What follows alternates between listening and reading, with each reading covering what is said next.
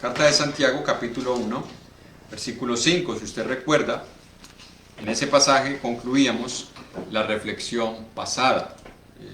El día viernes concluíamos con este pasaje, desde el versículo 2 hasta el versículo 8. Bueno, hoy vamos a leer solamente el versículo 5 y el versículo 6. Y de aquí vamos a extraer cuál es el título de la meditación en esta noche. Santiago, capítulo 1, versículo 5 y versículo 6.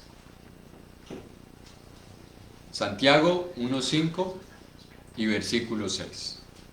Dice la palabra del Señor: y si alguno de vosotros tiene falta de sabiduría, pídala a Dios, el cual da a todos abundantemente y sin reproche, y le será dada.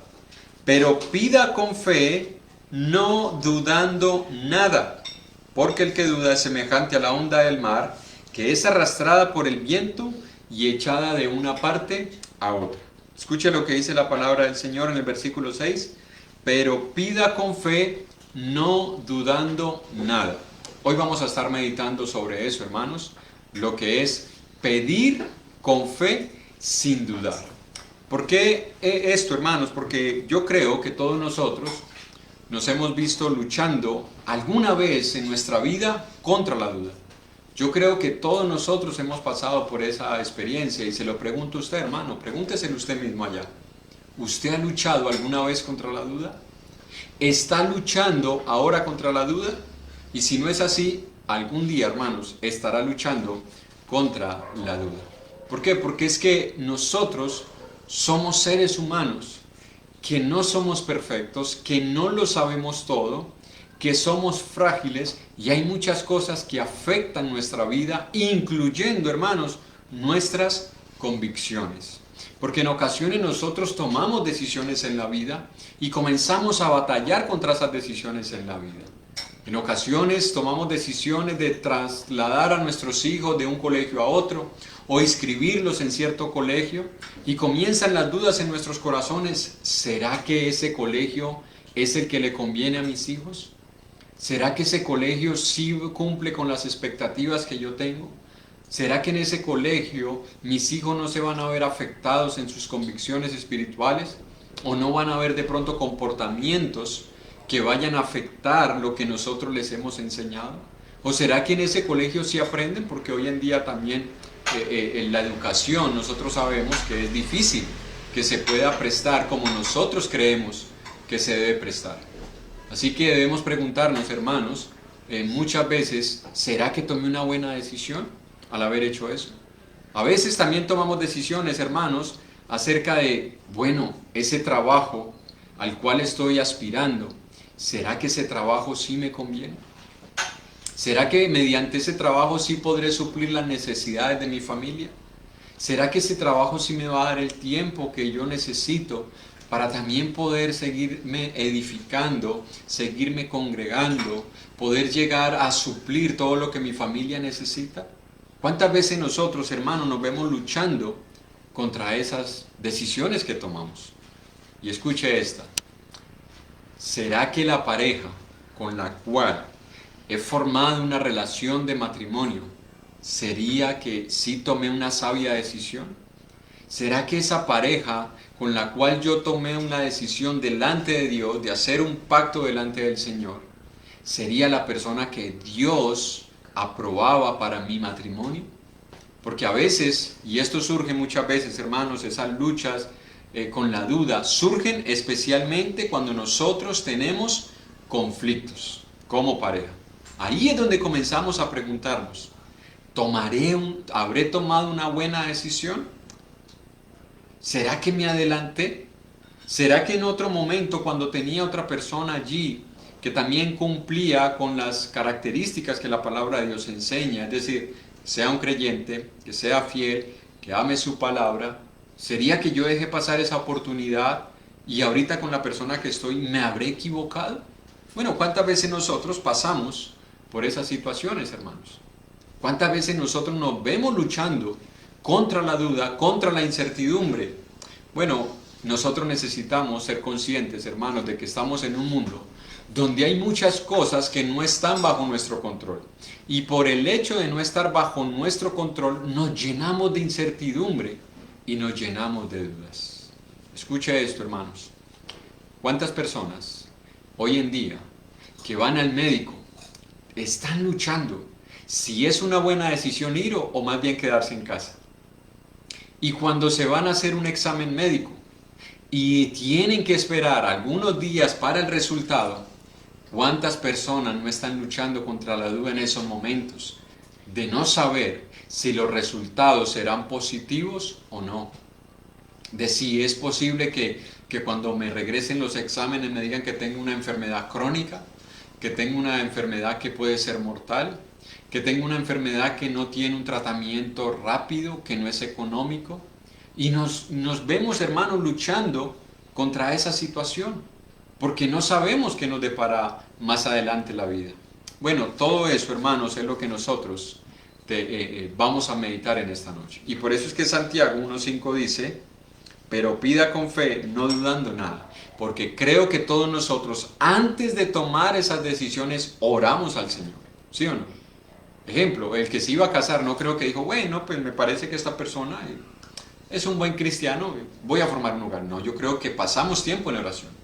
Yo creo que cuando alguien va a tomar la decisión de trasladar a sus hijos a un colegio, ora primero, para saber si es la mejor decisión. Cuando va a aspirar a un empleo o cuando va a firmar contrato en un trabajo, se pregunta también y le pregunta al Señor y pone eso en oración. Hermanos, pero muchas veces nosotros oramos, pero no estamos orando con fe, sino que estamos orando llenos de dudas. Y hermanos, nosotros, mientras estemos aquí en la tierra, aún siendo creyentes, vamos a luchar contra este enemigo, porque debajo del cielo no hay nadie perfecto. El único que fue perfecto en todos los aspectos y en todo el sentido de la palabra fue Jesús, y ahora se encuentra en el cielo. Así que todos nosotros que estamos en esta vida, hermanos, vamos a pasar por estos episodios, vamos a experimentar duda y vamos a experimentar incertidumbre. Y es por eso, hermanos, que quería que meditáramos en esta noche en lo que es pedir sin dudar. Ahora, debemos aclarar, hermanos, que una cosa es vivir siempre con dudas y otra cosa es luchar contra las dudas, hermanos. Hay diferencia. Hay diferencia. Es lo mismo que la palabra siempre nos ha enseñado. El cristiano no practica el pecado, pero no quiere decir que no pecamos. Porque sabemos que todos nosotros, o por lo menos yo lo creo por la teología que yo tengo, yo creo, hermanos, que pecamos todavía. Consciente o inconscientemente pecamos. Pero la diferencia es que no vivimos en el pecado, hermanos. Como decía un escritor, hay esperanza para aquel que todavía está luchando. Hay esperanza para todo aquel que todavía está luchando. Para todo aquel que tiene deseos de seguir. Para todo aquel que tiene deseos de crecer, hay esperanza para él. Ahora, veamos un ejemplo, hermanos, que nos ilustra lo que significa tener dudas como creyentes. Vamos al Evangelio de Marcos, capítulo 9, versículo 14. Marcos, capítulo 9, versículo 14 al versículo 24. Nosotros tenemos una historia con la cual yo creo, hermano, no sé si usted también lo ve así, con la cual yo creo que nos identificamos muchos de nosotros, porque nos hemos visto en esta misma situación. Marcos capítulo 9, verso 14 al versículo 24, dice la palabra de Dios. Cuando llegó a donde estaban los discípulos, vio una gran multitud alrededor de ellos, y escribas que disputaban con ellos. Y enseguida toda la gente, viéndole, se asombró y corriendo a él les saludaron. Están hablando de Jesús. Él les preguntó, ¿qué disputáis con ellos o qué discuten con ellos? Y respondiendo uno de la multitud dijo, Maestro, te traje a ti mi hijo que tiene un espíritu mudo, el cual donde quiera que le toma le sacude y echa espumarajos y cruje los dientes y se va secando. Y dije a tus discípulos que lo echasen fuera, y no pudieron. Y respondiendo él les dijo, oh generación, ¿cómo? ¿A quién le dijo Jesús generación incrédula? ¿Solamente al padre del muchacho? ¿O ahí también estaban los discípulos? Ahí estaban los discípulos. Y les llama, oh generación incrédula, ¿hasta cuándo he de estar con vosotros? ¿Hasta cuándo os he de soportar? Traédmelo acá. Y se lo trajeron, y cuando el espíritu vio a Jesús, sacudió con violencia al muchacho, quien cayendo en tierra se revolcaba echando espumarajos. Jesús preguntó al padre, ¿cuánto tiempo hace que le sucede esto? Y él dijo, desde niño. Muchas veces le echan el fuego y en el agua para matarle. Pero si puedes hacer algo, ten misericordia de nosotros y ayúdanos. Jesús le dijo, si puedes creer, al que cree, todo le es posible. E inmediatamente el padre del muchacho clamó y dijo, creo, ayuda, ¿ayuda qué? Mi incredulidad. ¿Por qué digo que aquí nos vemos reflejados nosotros? Porque miren, ¿qué es lo que hizo el padre? El padre se enteró que Jesús se encontraba en esa región y que dijo, voy a llevar a mi hijo para que Jesús lo sane. Pero resulta que se lo lleva y los discípulos son los que están allí porque el Señor no se encontraba en ese lugar, el Señor estaba orando. Cuando él regresa se encuentra con toda esta situación y escuchen lo que le dice el Padre a Jesús. Traje a mi hijo a ti. Si puedes curarlo, por favor, Señor, hazlo. Pregunta. ¿Creía 100% este hombre que Jesús tenía el poder para ayudarlo con el problema de su hijo? ¿Lo creía 100%? No. No creía 100%. Y la pregunta es, entonces, ¿para qué lo llevó? ¿Para qué lo llevó, hermanos? ¿Cuántas veces nosotros, hermanos, llevamos nuestros problemas a Jesús en oración, pero no estamos 100% seguros de que el Señor nos va a ayudar con esa situación? Pero vamos y lo llevamos ante Jesús y oramos, y perdón, hermanos, que yo diga esto, pero incluso a veces derramamos lágrimas en nuestras oraciones, pasamos varios días orando, incluso ayunamos, pero hermanos, lo hacemos con incredulidad. Este hombre le lleva ese problema que tenía con su hijo a Jesús, pero le dice, si puedes ayudarnos. O sea, Señor, te lo traigo y si hay forma que tú puedas hacer algo por nosotros. Cuando Jesús le dice, ¿cómo que si puedes? Al que cree todo le es posible. Y algo a favor de este hombre es que él reconoce que era una persona llena de dudas y de incertidumbre. Porque mire lo que le dice en el versículo 24. E inmediatamente el padre del muchacho clamó y dijo, creo, ayuda mi incredulidad. Mire el punto, hermanos. Creo, es decir, yo creo, ayuda mi incredulidad. ¿Cuál es el punto con este pasaje, hermanos, y con este ejemplo? Que aquí tenemos nosotros la lucha interna que todos nosotros tenemos contra la incredulidad y contra la duda, en la que muchas veces nos hemos sentido derrotados. Yo no sé si a usted le ha pasado, hermano o hermana, que muchas veces nos hemos sentido derrotados en esa lucha contra la duda. Y eso nos lleva a sentirnos indignos de orarle al Señor. Nos lleva a alejarnos de la presencia del Señor. Creemos que no hay oportunidad para levantarnos. Creemos que ya todo está perdido. O estamos como este muchacho, unas veces en el fuego, es decir, avivados, creciendo, y si la palabra de Dios lo dice, yo voy a creerle, y nos avivamos. Y otras veces en el agua, es decir, nos enfriamos. Comenzamos a menguar en nuestra vida de oración, comenzamos a menguar en nuestra consagración, comenzamos a llenarnos de incertidumbre y de dudas. Cualquier cosa en la cual nosotros no podamos tener control nos llena, hermanos, de una angustia y de un temor increíble, hermanos. Eso es lo que sucede muchas veces en nosotros. Ahora, lo decía al principio y debemos partir de esa premisa. Mientras nosotros estemos en este cuerpo, vamos a estar sujetos a debilidades, a imperfecciones contra las cuales debemos luchar. No creamos, hermanos, que vamos a llegar a un punto en nuestra vida en el cual nosotros decimos, bueno, entonces yo tengo que apuntarle a cierto nivel espiritual para nunca más tener dudas en mi vida.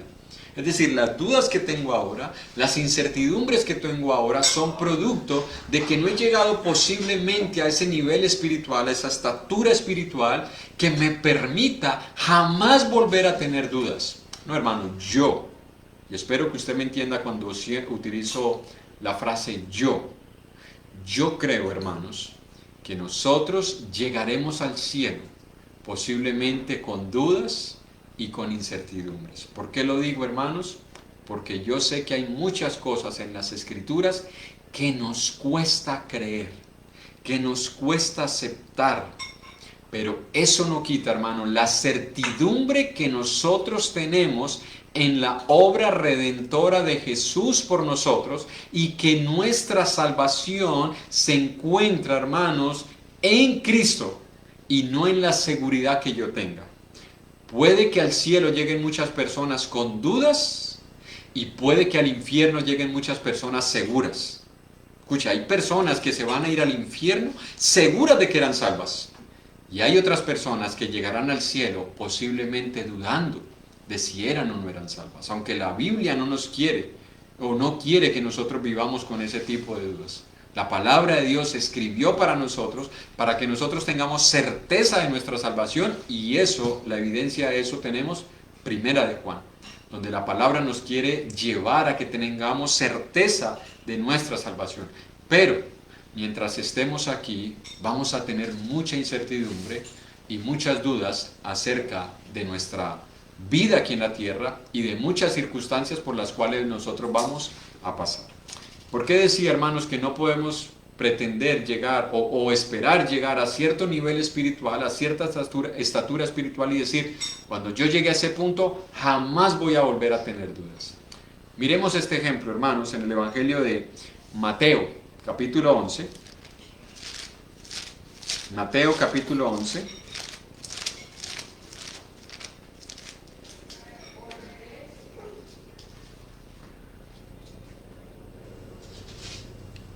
Vamos a leer, busque Mateo 11, del versículo 1 al versículo 11. Es largo el pasaje, pero es importante que lo leamos de principio a fin.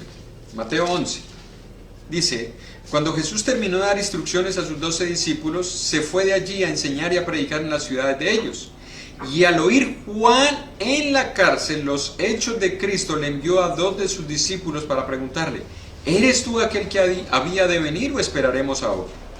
Respondiendo Jesús le dijo: id y haced saber a Juan las cosas que oís y veis. Los ciegos ven, los cojos andan, los leprosos son limpiados, los sordos oyen, los muertos son resucitados, y a los pobres les es anunciado el Evangelio. Bienaventurado es el que no haya tropiezo en mí. Mientras ellos se iban, comenzó Jesús a decir de Juan a la gente: ¿qué salisteis a ver al desierto? ¿Una caña sacudida por el viento? ¿O qué salisteis a ver? ¿A un hombre cubierto de vestiduras delicadas? He aquí los que llevan vestiduras delicadas en la casa de los reyes están. Pero, ¿qué salisteis a ver? ¿A un profeta? Sí, os digo, y más que profeta, porque este es de quien está escrito: he aquí yo envío mi mensajero delante de tu faz, el cual preparará tu camino delante de ti. De cierto os digo, entre los que nacen de mujer, no se ha levantado otro mayor que Juan el Bautista, pero el más pequeño en el reino de los cielos mayor es que él. Desde los días de Juan el Bautista hasta ahora, el reino de los cielos sufre violencia y los violentos lo arrebatan. Porque todos los profetas y la ley profetizaron hasta Juan, y si queréis recibirlo, él es aquel, el Elías, que había de venir. Escuche lo que encontramos nosotros en esta declaración de Jesús. Juan el Bautista, precursor de la venida del Señor. Y cuando digo precursor era porque fue el pregonero de Jesús. Ahora, eso todo estaba profetizado, pero fue el pregonero de Jesús, fue el que lo presentó al pueblo de Israel cuando dijo: he aquí el Cordero de Dios que quita el pecado del mundo. Pero escuche, mire lo que comenzó a pasar por la mente de Juan el Bautista cuando se encontraba en la cárcel. ¿Qué había en el corazón de Juan el Bautista? Dudas, porque manda a preguntar: ¿eres tú el que había de venir o esperaremos a otro? Lo que está diciendo Juan es, ¿me habré equivocado yo? ¿Será que cometí un error al decir que este era el Cordero de Dios que quita el pecado del mundo? ¿Cuántas veces usted y yo nos hemos visto así? Bueno, ¿será que la iglesia de Cristo sí es la iglesia verdadera? ¿Será que el evangelio que me han predicado sí es el evangelio verdadero? ¿Será que como nosotros vivimos la vida cristiana es la forma en la que la debemos vivir? ¿Será que la forma en la que yo me relaciono con las demás personas es la forma en la que la palabra de Dios me enseña? ¿Cuántas veces nosotros hemos hecho algo, estamos practicando algo, hemos confesado algo, hemos profesado algo y después estamos llenos de dudas, llenos de incertidumbre? Mire, la estatura espiritual de Juan, descrita por el mismo Señor Jesús en el versículo 11. De cierto les digo, entre los que nacen de mujer no se ha levantado otro mayor que Juan el Bautista. Escuchen lo que dice Jesús acerca de Juan. No había otro mayor que Juan el Bautista de los nacidos de mujer, es decir, aquí en la tierra. No había otro mayor que Juan. Un pregonero de Jesús. Un hombre importante, como lo veíamos el domingo pasado cuando Jesús hizo la pregunta, ¿quién dice la gente que soy? Y lo comparan con Juan el Bautista. Veíamos que desde su aparición, desde que comienza su ministerio, predicando el arrepentimiento para el perdón de pecados y que creyeran en el Mesías, dice que mucha gente salió a él, de Judea, de Samaria y aún muchos de los sacerdotes. Era tan grande la reputación que se tenía de Juan, que Herodes tenía hasta temor de matarlo. Decía, no lo quería matar porque el pueblo lo tenía como un gran profeta de Dios. Y escuchen lo que dice Jesús. De entre los nacidos de mujer no hay otro mayor que él. Ese hombre, a quien Jesús le otorga tal título, tuvo dudas y tuvo incertidumbre. No estoy diciendo, hermanos, que entonces resignémonos a llenarnos de dudas. Lo que estoy diciendo, hermanos, es que muchas veces nosotros nos vamos a encontrar luchando contra la duda, contra la incertidumbre, contra la incredulidad. Puede, hermanos, que hoy mismo nosotros estemos seguros de algo. Puede que hoy estemos 100% convencidos de algo. Puede que estemos convencidos del matrimonio que tenemos hoy en día, de la pareja con la cual estamos hoy. Puede que estemos convencidos de que el lugar donde están mis hijos, porque yo los inscribí allí, los matriculé allí, ese es el lugar que ellos tenían que estar. Puede que el trabajo que yo tenga hoy, yo digo, no, ese es el trabajo que Dios me envió. Pero van a suceder cosas en nuestra vida, hermanos, que nos llenarán de incertidumbre, que nos llenarán de dudas.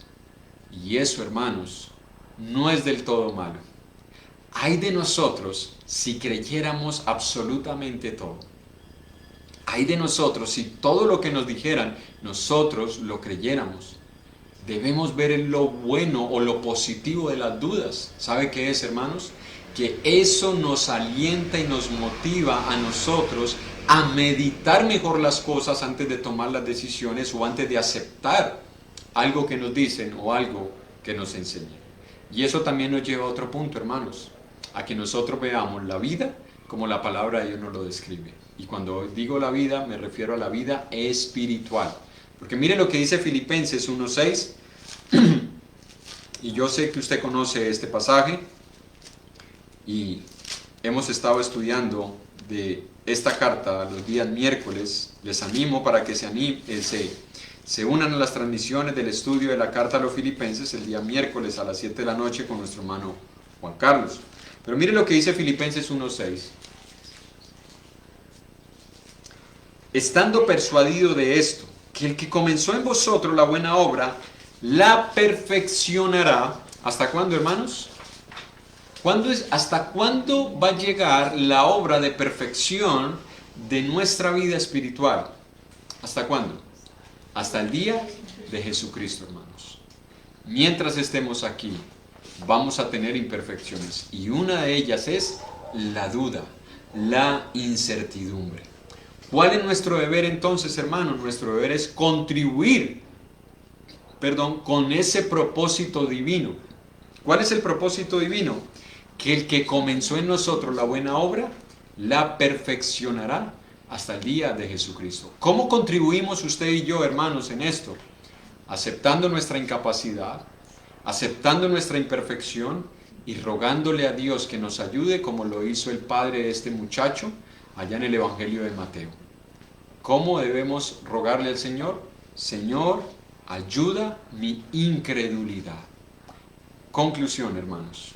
El padre de este joven, de la historia que vimos al principio, aceptó su condición. Él no se llenó de orgullo, él no se llenó de ego, él no dijo, no, el problema no es que yo no crea, el problema son tus discípulos, Señor, a ellos les falta poder. El problema es que tú como que no me quieres hacer el milagro. No, él aceptó que había un problema en su corazón. A veces nosotros, hermanos, no vemos la obra de Dios en nuestra vida y comenzamos a echarle la culpa al uno, al otro y al otro, cuando realmente el problema está en nuestros corazones. Eso es lo que nosotros debemos aceptar. Que puede que el problema esté aquí, hermanos, que no le estemos creyendo al Señor. Y a veces vamos a orarle, pero no le oramos con fe. La palabra dice, pida con fe, no dudando nada. Porque si nosotros no pedimos con fe, no pensemos que vamos a recibir alguna cosa del Señor. Y a veces eso es lo que sucede, hermanos. Que vamos, nos postramos, oramos, pero no lo hacemos con certeza, con seguridad, sino que lo hacemos, hermanos, llenos de dudas.